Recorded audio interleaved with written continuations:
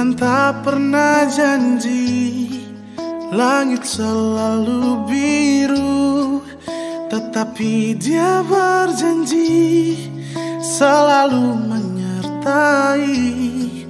Tuhan tak pernah janji jalan selalu rata, tetapi Dia berjanji berikan kekuatan.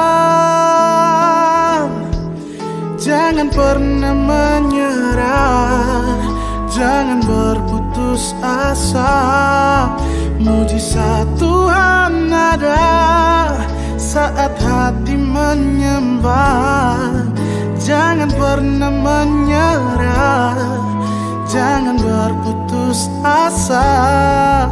Mujizat Tuhan ada bagi yang setia dan percaya.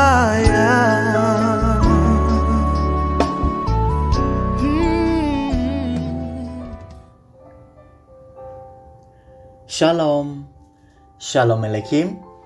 Damai sejahtera Allah, Tuhan kita Yesus Kristus menyertai kita semua sebagai anak Tuhan. Kita bersyukur kepada Tuhan atas kasih dan anugerah-Nya. Kita dapat dipertemukan sekali lagi melalui renungan firman-Nya pada saat ini. Untuk meneruskan pembelajaran firman Tuhan, mari terlebih dahulu kita datang menghadap Tuhan di dalam doa kita bersama. Mari kita berdoa menyerahkan setiap pribadi kita ke dalam tangan-Nya, dan doa ini saya akan pimpin kita bersama. Mari kita berdoa. Tuhan Allah Bapa kami yang ada di dalam kerajaan surga, kami sangat bersyukur dan berterima kasih kepada-Mu ya Tuhan. Oleh karena kebaikan, kasih, dan anugerah cinta kasih Yesus kepada kami nikmati di dalam hidup kami sehari-hari. Tuhan, sertailah kami dari awal sehingga selesai renungan firman-Mu, agar mata hati rohani, jiwa dan hidup kami menikmati kasih Allah melalui firman Tuhan.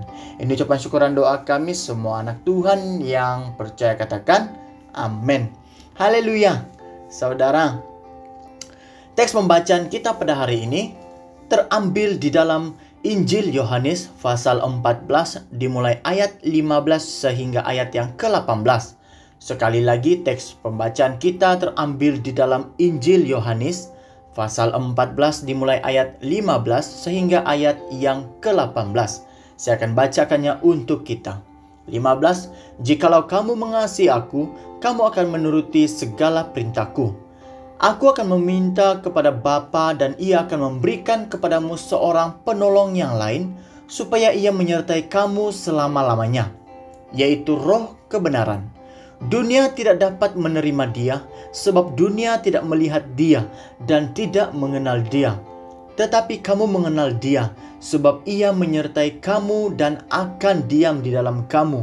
Terakhir 18, Aku tidak akan meninggalkan kamu sebagai yatim piatu, Aku datang kembali kepadamu. Haleluya, saudara-saudari yang Tuhan Yesus kasihi.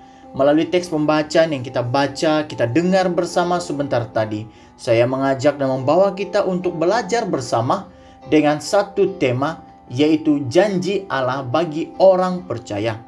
Sekali lagi, tema janji Allah bagi orang percaya. Saudara, perkataan janji adalah sebuah ikrar antara dua pihak atau lebih yang mengikat serta patut diikuti dan dipatuhi. Selain melalui perkataan, janji juga boleh dibuat dalam bentuk bertulis dan di hadapan saksi. Bahagian ini merupakan kisah sebelum penyaliban Yesus di kayu salib. Di dalam Injil Yohanes pasal yang ke-14 ini membicarakan tentang kaitannya dengan nubuat, kedatangan Roh Kudus atau Roh Suci Allah. Saudara, apakah yang dikatakan tentang janji Allah bagi semua manusia di bumi ini? Hal yang dijanjikan Allah kepada kita adalah dikatakan di dalam ayat 16 dan 17 sebentar tadi, yaitu Allah akan memberikan seorang penolong lain, yaitu yang akan menggantikan Yesus, yaitu sebagai Roh kebenaran. Karena Ia adalah roh adanya, maka dunia tidak dapat menerima Dia dan tidak akan melihat Dia. Karena Ia adalah roh adanya, Yesus berkata kepada para muridnya, yaitu Petrus, Thomas, Yohanes, dan lain-lain mereka, bahwa seorang yang dijanjikan itu, Ia akan menyertai kamu dan akan diam di dalam kamu.